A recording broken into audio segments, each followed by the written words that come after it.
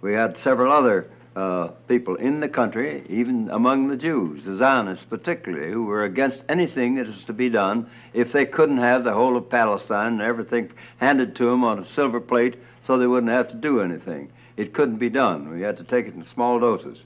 You can't move 5 or 6 million people out of a country and fill it up with 5 or 6 million more and expect both sets of them to be pleased. We had all sorts of objections to everything that was done. Something had to be done.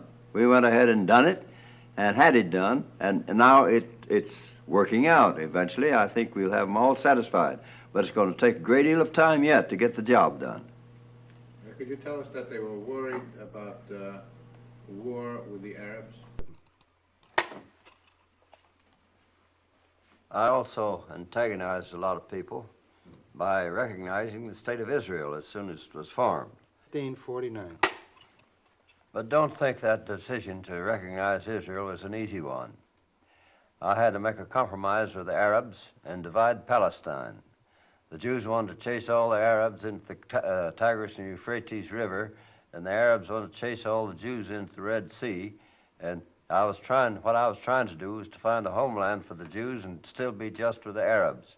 But when you go into a thing of that kind, the people you help most are the ones that get most angry with you. Could you tell us specifically that a lot of Jewish people were against you too? Oh, well, there were a lot of Jewish people against me because they wanted the whole of Palestine. As I say, they wanted to drive all the Arabs into the Tigris and Euphrates rivers. Okay. 39. There they were on both sides. There I was in the middle, between both sides. I was in the position of the referee in a prize ring when the two big wrestlers turn on the referee instead of going ahead with the wrestling. I was in real trouble.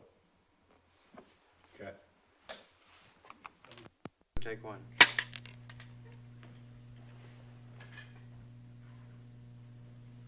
Take your time, sir.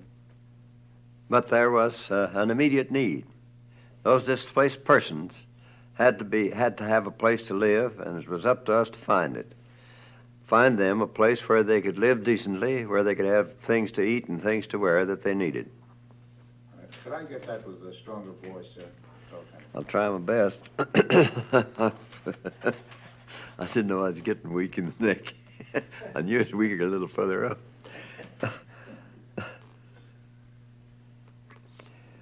But there was an immediate need.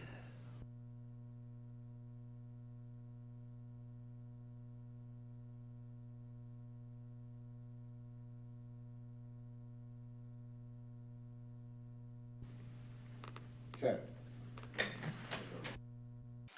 Happy birthday, Mr. President. In my capacity as chairman of the Israel Anniversary Festival, I've come here to convey to you the greetings and good wishes of the people of Chicago upon this, your 74th birthday. May you enjoy many, many more birthday anniversaries in good health and with peace of mind. Our community has looked forward to your participation in another birthday festival, 10th anniversary of the State of Israel, on next Sunday at the stadium in Chicago. Thank you very much for those good wishes. It would have given me a great personal satisfaction to join in paying another tribute to the young democracy of Israel, which I've already done 3 times up to date. Unfortunately, I've had to revise my schedule. It's a matter of deep personal regret to me, Colonel Harvey, that my doctor has ordered me to slow down for a while, and therefore it'll be impossible for me to take part in the Chicago program. Well, of course, we shall be greatly disappointed, Mr. President, because we had looked forward to the opportunity of acknowledging your unique role and unforgettable contribution to Israel's rebirth. As President of the United States, you performed an historic act of support and endorsement for the State of Israel just 10 years ago. Your name will forever be linked with the Republic of Israel because you were the first head of state to extend recognition to the young nation, and you did so, as you well remember, even before the ink on its proclamation of independence was dry. This was a great act of faith, justice, and humanity. We in Chicago had hoped to convey to you personally our deep appreciation for your world leadership in bringing about the revival of the ancient Jewish homeland? Let me say right now that I regard my support for the establishment of Israel as a memorable chapter in my years of service in the White House. I'm glad I had something to do with the creation of the State of Israel. I'm proud that I was Chief of State, the first Chief of State to recognize the State of Israel. I did it because I knew that in so doing, I was expressing not only the fundamental wish of the American people, but the high traditions of the United States of America. Since the founding of our republic, we've had the deepest sympathy for the strivings of people to be free, to achieve self-government, and to express the cause of freedom in their own way. For generations, the statesmen of the world had promised the Jewish people a homeland of their own, a homeland free from persecution for those Jews who wanted and needed a home and a nation. For centuries, Jews had prayed for an opportunity to return to Zion, the land of the birth of their faith and their history. History justified the recreation of the State of Israel. The immediate needs of hundreds of thousands of homeless, displaced, and uprooted people justified it. Historical claims and the claims of humanitarianism both pointed in the same direction. And the Jewish people had the will, the determination, and the readiness to make the necessary sacrifices to translate their claim into a practical reality. The record of the past 10 years speaks for itself.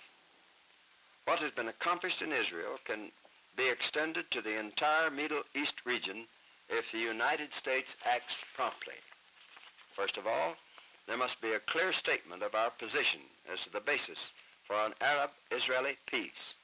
We must make the Arabs understand that no peace settlement can be based on whittling down Israel's territory or of undermining her chances of stability and survival. Soviet Russia's attempts to expand their sphere of influence can be met and hurled back not by the instruments of war, but through the bold and large-scale use of economic weapons. Through the positive action, we can reclaim the entire Middle East for our side.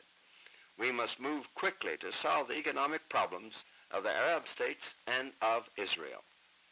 They need water to irrigate the vast desert areas which are within their borders.